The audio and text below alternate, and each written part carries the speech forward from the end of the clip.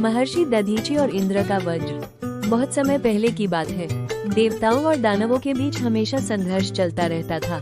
हर बार जब देवता शांतिपूर्वक स्वर्गलोक में रहते, कोई न कोई असुर दानव आकर उन पर आक्रमण कर देता। एक बार ऐसा ही एक असुर पैदा हुआ, वृत्रासुर। वो कोई सामान्य दानव नहीं था। उसने कठोर तपस्या करके ब्रह्मा जी से वरदान मांग लिया था कि कोई भी अस्त्र या शस्त्र उसकी मृत्यु का कारण न बने जो लकड़ी, धातु या पत्थर से बना हो। अब ये सुनकर देवता बहुत घबरा गए। उन्होंने वृत्रासुर से युद्ध किया, लेकिन कोई भी हथियार उस पर असर नहीं कर रहा था। वह और बलवान होता गया। धीरे धीरे उसने स्वर्गलोक पर कब्जा कर लिया और देवताओं के राजा इंद्र को वहां से भगा दिया। अब इंद्र और सभी देवता भगवान विष्णु की शरण में पहुँचे। उन्होंने कहा, प्रभु, हम पर संकट आ गया है। कोई भी अस्त्र इस असुर को नहीं मार सकता। अब क्या करें?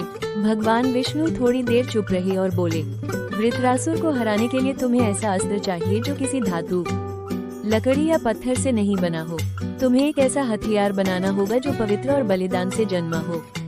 देवताओं ने पूछा, वो अस्त्र कौन सा हो सकता है प्रभु? प्रभु, विष्णु मुस्कुराए और बोले, तुम्हें चाहिए महर्षि दधीचि की हड्डियाँ। ये सुनकर सब देवता चौंक गए। क्या? इंद्र बोले, हम किसी ऋषि से ऐसा कैसे मांग सकते हैं? ये तो उनका जीवन बलिदान मांगने जैसा है।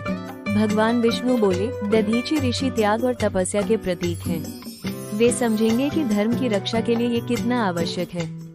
सभी देवता लज्जा और संकोच के साथ महर्षि दधीचि के आश्रम पहुँचे। उन्होंने सिर झुकाकर पूरी बात बताई और कहा, ऋषिवर, केवल आपकी हड्डियों से बना अस्त्र ही वृत्रासुर को पराजित कर सकता है। दधीचि मुस्कुराए। उनके चेहरे पर कोई डर नहीं, कोई दुख नहीं था। वे बोले, यदि मेरी देह से संसार में धर्म की रक्षा हो सकती है, तो ये शरीर किस काम का जो केवल मेरे लिए जिए। फिर उन्होंने ध्यान किया और योगबल से अपने प्राण त्याग दिए। देवताओं ने उनकी हड्डियां एकत्र की और विश्वकर्मा ने उनसे एक दिव्य अस्त्र बनाया, जिसे कहा गया इंद्र का वज्र। इंद्र ने वो वज्र उठाया और एक बार फिर वृत्रासुर से युद्ध किया। इस बार वृत्रासुर ज्यादा देर टिक नहीं पाया। जैसे ही इंद्र ने वज्र चलाया, एक तेज प्रकाश हुआ और वृत्रासुर का अंत हो गया। स्वर्गलोक फिर से देवताओं को मिल गया। लेकिन उससे भी बड़ा उपकार था महर्षि दधीचि का, जिनका बलिदान आज भी याद किया जाता है। देवताओं ने उनके तप, त्याग और बल को सदा के लिए अमर कर दिया। और इंद्र का वह वज्र आज भी देवताओं का सबसे शक्तिशाली हथियार माना जाता है, क्योंकि वो किसी शस्त्र से नहीं, एक ऋषि के त्याग और धर्म के लिए दिए गए बलिदान से बना था।